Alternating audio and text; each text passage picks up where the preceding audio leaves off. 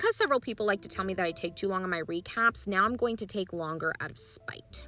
I'm just kidding. But seriously, this might be a two-parter. This was a very lengthy hearing. It was not supposed to be. It was only calendared for 1 hour, but it ended up taking close to 4. It definitely looked and felt more like a trial. There was heavy testimony, and so we're going to break it down. For those who are unaware, Brenay had her hearing today to request a stay of enforcement on the judgment pending her appeal. We're going to break it down. I am a certified law nerd, bona fide non-attorney, smarty pants extraordinaire, gavel groupie, statute snacker, whatever you want to call me. Just keep it cute. Okay, like I said before, this was a Rule 62 motion. Rule 62 allows you to request a pause or a stay on enforcement of a judgment while an appeal is pending. However, it does require a supersedious bond or an undertaking. And so this was them going to the court asking what conditions needed to be met in order to secure that stay and if the stay could be approved. In the initial response, Attorney Robin did contest this request for a stay, but it does appear that the posture changed a little bit in court. Instead, it was more of requesting that it be secured 1,000%. And we'll get into the why and the mechanics of that towards the end. Going to be looking at my computer quite a bit because I took a lot of notes, and the amount of typing that I just did in the last 30 minutes is absolutely insane. So there might be some typos. So if you see me kind of just being like, what? That's why, okay? Because I'm trying to understand what the heck I wrote. So just bear with me. The hearing was scheduled for 10 a.m., but it didn't start until closer to 11 a.m. There was a prior case that was being heard. There were multiple media outlets present. ABC 11 was there with the full video camera. The WRAL, I believe, was present as well. And then the News and Observer, I think, was present as well, taking pictures. I'm not sure if that was them or not. I think I recognize the photographer, but I'm not sure. Attorney Fairman led for the defense. She is the appellate attorney, and Attorney Robin obviously represented Akira. I expected this to be very procedural. 1 hour is what the calendar said. That is not what happened. Got a lot of testimony. Brenay, Akira, and Attorney Sidner, who is Akira's mother, were the witnesses that testified. There is no continuance. This matter was adjourned, and we did get a ruling that is already in the minutes. We'll get to that at the end. We're going to start with Attorney Fairman. She did a very quick recap, a very quick introduction of what she's there, what Rule 62 says, what her motion is outlining, and she called the first witness, which was Brenay, immediately. Brenay testified that she is a content creator and influencer and has been doing this for 6 years. She explained that she earns income through content and brand deals, stating that 75%, well, at least at a point in time, 75% of her income was tied to those brand partnerships.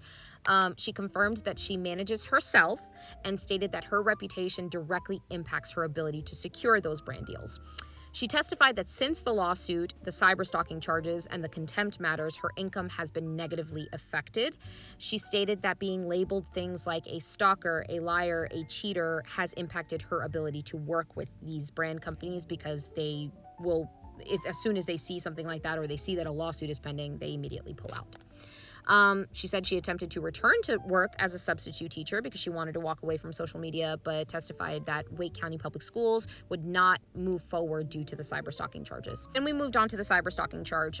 She described that the cyberstalking charge was stemming from being present in places that Akira did not want her to be, or responding to followers' questions regarding Akira. She testified that she does not believe that there is sufficient evidence to proceed on that charge. She also testified that she does not believe that there is sufficient evidence for her to proceed on that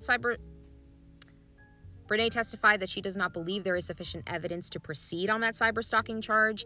She stated that the overall impact of the case has affected her reputation, her income, her personal life. She again referenced the lost brand deals and then included Temu and Halara as other brand companies that pulled. She also referenced online coverage. So people covering the cases, public financial records, so her bank statements being made public, people dissecting the court documents, and harassment from various sources, including boots on the ground, has impacted her ability to generate revenue. Then financial testimony, her bank statements were brought in, and Attorney Fairman asked quite a few questions. For one particular month, I want to say it was February of 2025, she stated that her credits were around $15,000 a month, and that her debits were around $14,000. That is where Brenay testified that her household expenses were around $11,000 a month because she supports herself, her husband, and her children.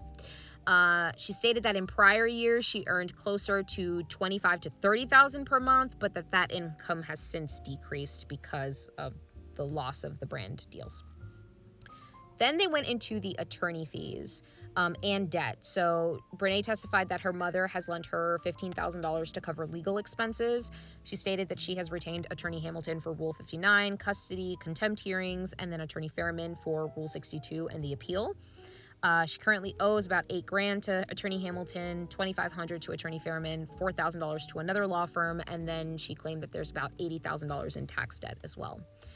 Then they went into expenses. She listed expenses including her rent, utility, car payments, car insurance, loan repayment to her mother, and legal fees. She says that most of her money goes to attorney fees nowadays.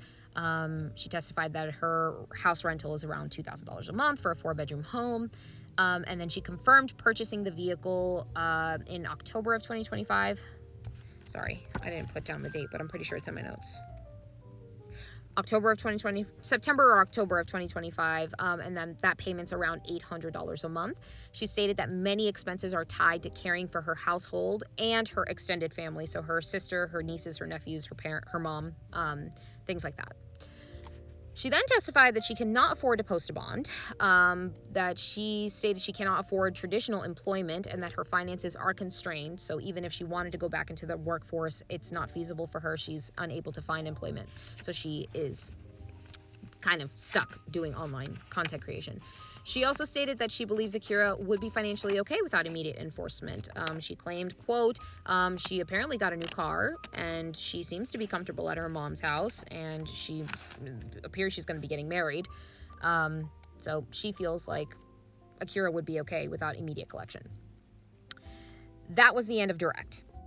I'm almost 8 minutes in. I told you, you're going to have to bear with me here. Then we go into cross-examination for Brenay. Attorney Robin focused heavily on financial records. She confirmed that Brenay appeared on Dr. Phil and Tamron Hall with travel covered. A significant portion of cross-examined bank statements, line by line, like focusing on discretionary spending such as fast food purchases, retail purchases, Amazon, recurring large payments that were coming out of the account.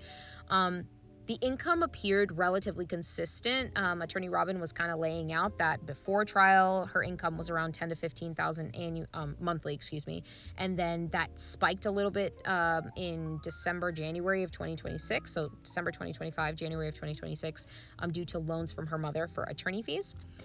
Specific transactions were questioned, including a large transfer of almost $2,000 in Apple Cash. She states she did not remember who that was to. Then a $3,200 transfer. She states that she doesn't remember what that's for. And then an almost $800 purchase at Ulta. Attorney Robin did ask Brenay to explain to the court what Ulta was. She explained that it was a makeup store and that she purchases products and reviews them as part of her role as a beauty influencer. There were repeated questions about the fast food, and I know that may seem like overkill, but there was a reason why they were trying to, on one side, establish that this was excessive, and on the other side, it was basic necessity and that it could be comparable to buying groceries. So that's why you're going to hear a lot of mention of the fast food. And that's it for part 1. Sorry, you're going to have to come back to part 2 because this is almost 10 minutes already. There's still quite a bit to go, so come back.